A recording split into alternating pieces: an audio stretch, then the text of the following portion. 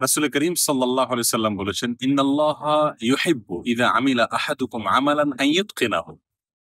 অর্থাৎ আল্লাহ সুবহানাহু ওয়া তাআলা পছন্দ করেন যে তোমাদের কেউ কোনো কাজ যদি করে, সেটা দুনিয়ার কাজ হোক, আখিরাতের কাজ হোক, যে কেউ কোনো ভালো কাজ করবে, কোনো কাজ করবে, সে যেন সেটাকে ইতকানের সাথে করে, সুন্দরভাবে করে, যথাযথভাবে করে, সর্বোত্তম উপায়ে করে।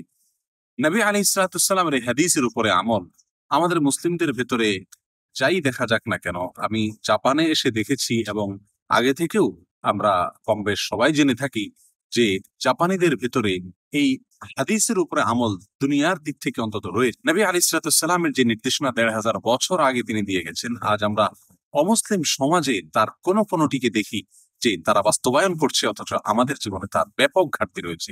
তাই আসুন, যে কোনো কাজ করি আমরা, সেটা আখিরাতের আমল হোক অথবা দুনিয়ার কোনো কাজ হোক, সেটাকে সর্বোত্তম সুন্দরভাবে, সর্বোচ্চ ভালোভাবে, যথাযথভাবে আমরা যেন করি। কোয়ালিটির ব্যাপারে যেন আমরা কম্প্রোমাইজ না করি। তাহলে ইনশাআল্লাহ আমরা বেস্ট মুসলিম হতে পারবো।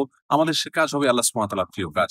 আমরা জাপানিদের কাছ থেকে শিক্ষাটা নিতে পারি। আজ আমরা মুসলিমরা যদি প্রতিটি কাজকে সেরকম কোয়ালিটি মেইনটেইন করে করতে পারি, তাহলে ইনশাআল্লাহ আল্লাহ সুবহানাহু ওয়া তাআলার প্রিয় পাত্র হবো এবং আমাদের দুনিয়া এবং আখিরাত উভয় জগতেই আমরা সমৃদ্ধ হতে পারবো। আল্লাহ সুবহানাহু ওয়া তাআলা আমাদের সকলকে সেই তৌফিক দান করুন।